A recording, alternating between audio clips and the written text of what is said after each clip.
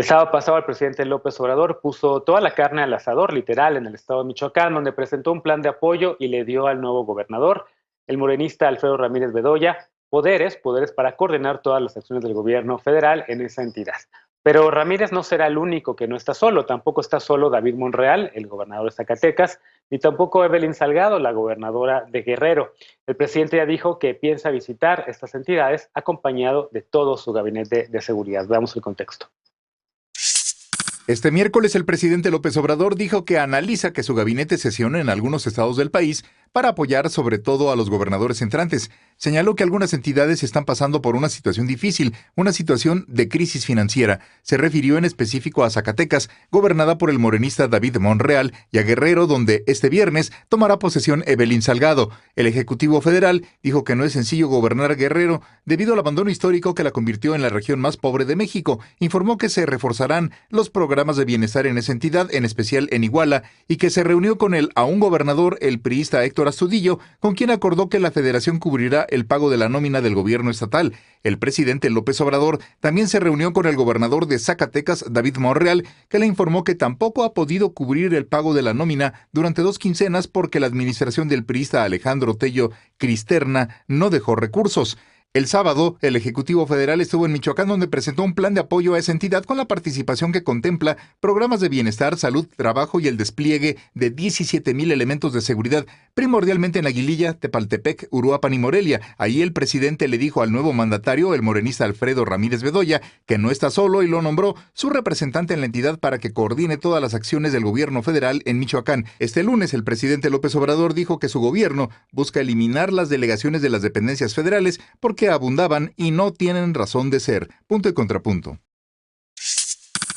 A ver, empiezo contigo, Fanny, porque estábamos buscando, por cierto, a alguien del PRD, pero no pudieron estar al principio de la semana por varias razones, entre otras porque relanzaron, digamos, al partido y estaban, pues, evidentemente ocupadas en este tema. Pero empiezo contigo porque este tema, pues empezó con Michoacán. Michoacán, una entidad donde gobernaba el PRD y donde ahora parece ser que, así lo decían algunos perredistas, ahora sí hay interés, ¿no? Ahora sí hay interés por recuperar la seguridad en el Estado. ¿Cómo lo ves y qué piensas de este anuncio también de que irán a los estados de Zacatecas y de Guerrero?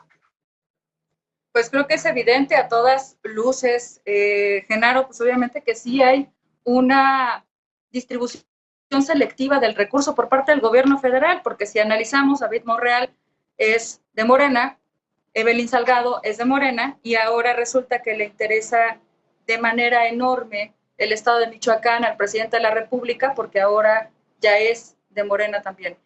Y justamente, pues sí son temas a analizar y a revisar, porque un presidente de la República que tiene que ser el Ejecutivo Federal, que algunos mexicanos y mexicanas eligieron, pero que tiene que servir para todas y todos en el país, solamente esté eligiendo aquellos estados donde benefician a su partido. Igual lo hizo con los servidores de la nación, igual lo ha hecho con algunas otras circunstancias que han ocurrido alrededor del país. Incluso si retomáramos Tabasco, cuando se inundó, ni siquiera se quiso inundar el calzado. Yo creo que por eso a lo mejor perdieron Paraíso, que es el municipio donde no están contentos con las acciones que lleva este partido político.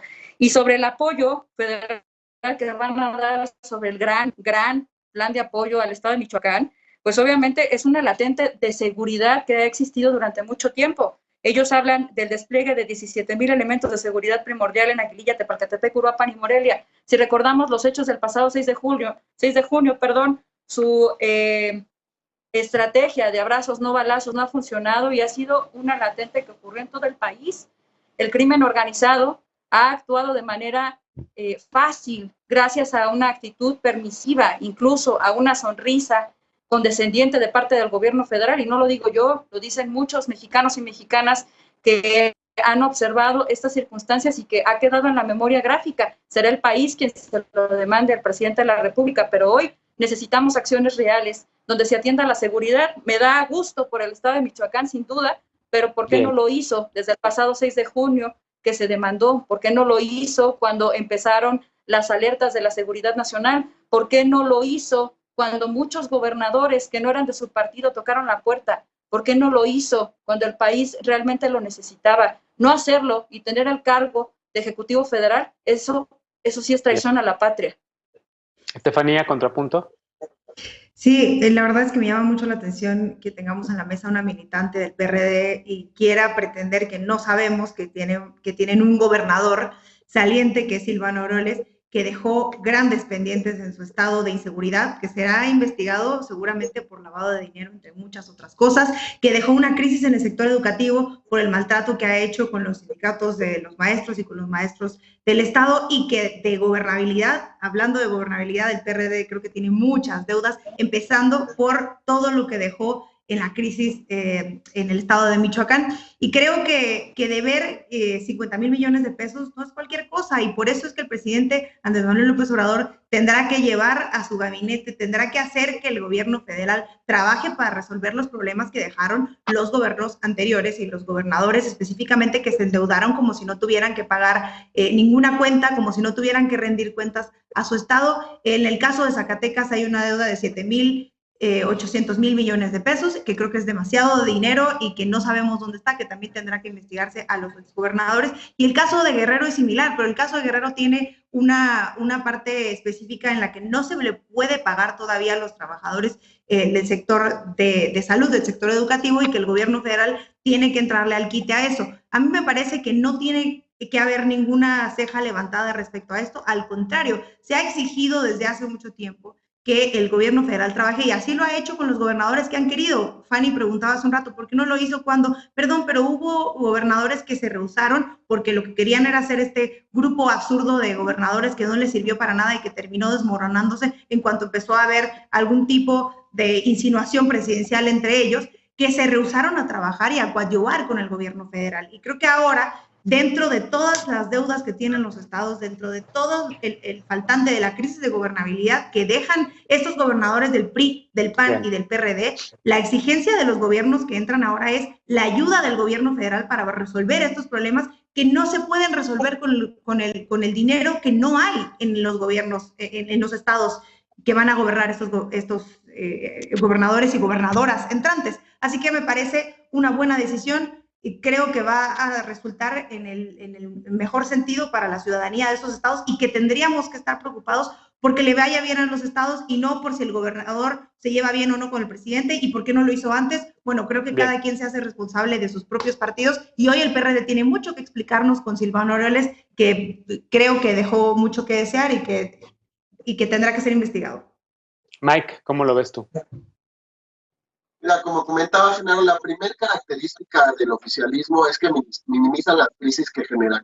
La segunda característica que tienen es que siempre hablan del pasado, siempre hablan de los problemas de antes, y con eso tratan de responsabilizar sus errores del presente.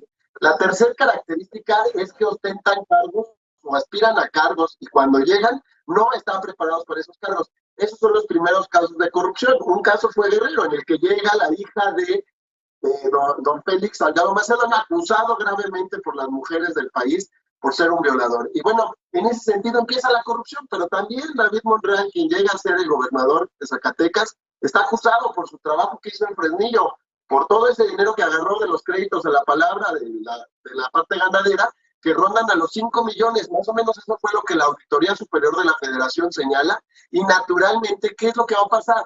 Que un corrupto no se sacia lo suficiente de dinero, no hay dinero que alcance. El problema no radica ahí, el problema es que el presidente ha sido tajante durante 3 años de gobierno de apoyar los gobiernos que son de su partido. Él no es un estadista, partamos de la idea de que él no es un estadista, que él es más bien el dirigente de un partido político, y por lo tanto solamente atiende las necesidades, las inquietudes de quienes son sus militantes, por supuesto de los gobernadores que quedaron hoy electos. La preocupación que tengo, y que es muy grave, es por qué, por ejemplo, no atender a Álvaro Obregón, donde la corrupta de Laida Sansores se llevó todo el dinero para hacer campaña en Campeche. ¿Por qué no atiende las crisis que se están viviendo en las alcaldías? ¿Por qué le cierran la puerta? ¿Por qué el gobierno de la Ciudad de México, por ejemplo, no atiende esas crisis también? ¿Por qué el gobierno federal ahí no extiende su mano? Claro, porque son militantes de otro partido. Ese es el foco central, que este hombre que hoy ocupa Palacio Nacional tiene una obsesión por refrendar únicamente a los suyos, por enaltecer a los suyos, por acompañar a los de su propio partido. Ahí está la realidad. Eso es lo que realmente está pasando y lo que tiene polarizado este país, que él solamente apoya en los peores momentos de las mayores crisis a quienes son parte de su partido. El resto de los mexicanos quedamos fuera. Bien. Alejandro, ¿qué le contestas a Mike y a Fanny?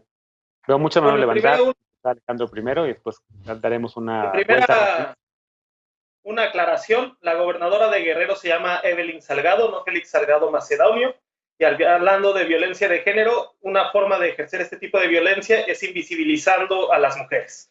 Y fue por voluntad popular, por 643,000 votos, que Evelyn Salgado hoy es gobernadora de Guerrero.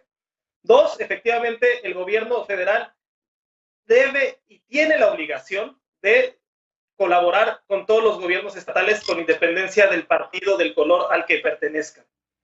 Efectivamente, para que esto ocurra, como bien decía Estefanía, pues tiene que haber responsabilidad, tiene que haber del otro lado también intención del entendimiento.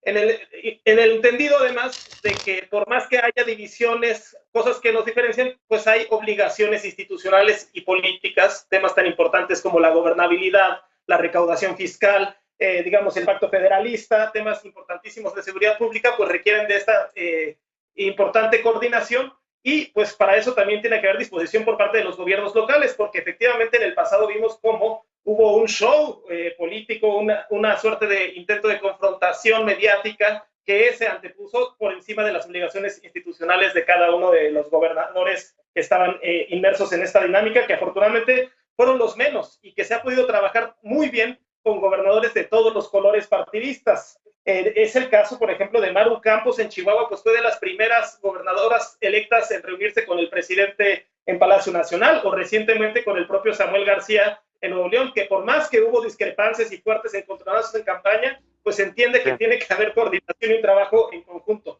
¿Por qué se está reuniendo con gobernadores electos de Morena que están recientemente tomando posesión? Pues porque prácticamente todos los gobernadores electos son del Movimiento Regeneración Nacional. Bien, vi mano levantada de Estefanía y de Fanny también, rapidísimo porque nos acabó el tiempo de este bloque, 20 segundos a cada una. Sí, yo solo quiero decir que no es una cosa del pasado, como decía el compañero de la mesa, que están obsesionados con el pasado, pues estamos hablando de gobiernos que todavía no salen, como el gobernador de Nayarit, y creo que tienen su responsabilidad y tenemos que hablar de ellos antes de que se vayan y se den a la fuga, como se han dado muchos otros gobernadores, y que dejen cuentas claras. La otra es, el PAN tendría que aprender un poco de Mauricio Vila, gobernador del PAN, que ha trabajado muy bien con el gobierno federal, que no ha habido ninguna queja, que no se quiso sumar a su grupo absurdo de gobernadores, que lo único que querían era confrontación con el gobierno federal. Así que creo que cuando dice el panista de la mesa que todo el PAN se siente así, pues hay dos gobernadores, Maru Campos y el gobernador Mauricio Vila, que no se sienten de la misma manera y que les ha convenido mucho tener una buena relación con el gobierno federal. Finalmente, Fanny, rapidísimo, por favor, porque tenemos que irnos a pausa. Sí, claro, gracias. Gracias al auditorio. Nada más, pues, desvirtuar un poco las cosas. Creo que polarizar los contextos en todo sentido y personalizar los debates habla de ciertas carencias para poder afrontar la realidad que hoy vive el país. Si hablamos de Silvano y decimos que no hubo apertura, pues entonces habrá que recordar y leer un poquito, porque fueron muchas las ocasiones que estuvo en la Ciudad de México para poder ser recibido y atender, el tema. Nada más déjame hablar, Tocaya, por favor. Pues y también son muchos los militantes perredistas, incluso liderazgos que están en nuestras filas, de muchos que ustedes hoy conocen. Entonces, argumentemos y prioricemos. Bien. La seguridad del país hoy requiere de todas y de todos. Hay que ver las cosas con realidad, no sin apasionamientos. Por eso el Ejecutivo Federal tiene que dejar de ser presidente de partido para ser presidente de la República si quiere que los partidos lo atiendan bien, porque este factor ya sucedió en la Ciudad de México con la 1CDMX y es el mismo trato. Eso no puede ocurrir. ¿Quieren resultados y concordia? Sean abiertos. Bien, hacemos una pausa al regresar finalmente y luego de 19 meses, México y Estados Unidos reabren su frontera terrestre.